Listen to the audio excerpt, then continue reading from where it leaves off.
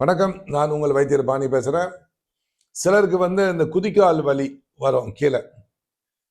Plantar பசாசிஸ்ன்னு சொல்லுவாங்க, அதுக்கு பேர் ஆங்கிலத்தில். இது ஒன்று, உங்களுடைய எடை அதிகமாக இருந்தால் நீங்கள் அந்த குதிக்கால் வலிக்கு மருந்து தேடுவதை விட உடல் எடையை குறைக்க வேண்டும். தீர ஆரம்பிக்கும். சிலருக்கு காலில் ஸ்பர் என்று சொல்லக்கூடிய அந்த கால் உள்ள எலும்பு வளைச்சு நிற்கும். அதுக்கு வேற வைத்தியருக்கு நான் இன்னொரு நாள் சொல்கிறேன். இப்போ சாதாரண ஒரு குதிக்கால் வலிக்கு என்ன பண்ணலாம் அப்படின்னு சொன்னால், நான் அனுபவமாக செஞ்ச பார்த்த ஒரு வைத்தியம் தான் எருக்கன் இலை. வெள்ளை எருக்கன்னு இருக்கு, நீல எருக்கன் இருக்கு. நீங்கள் எந்த எருக்கன் வேணா எடுத்து எருக்க இலை.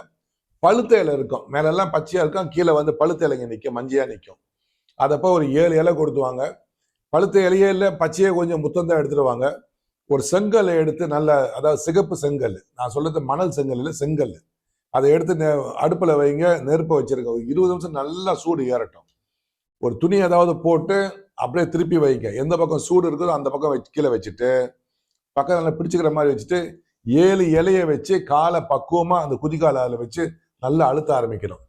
அப்படியே சுருன்னு ஏறும், நல்லா உள்ள கால் உள்ள நல்லா ஒரு அந்த எருக்கனோட இலையோட ஆவி உள்ள போகும். உள்ள போக அப்போ இது தீர ஆரம்பிக்கும்.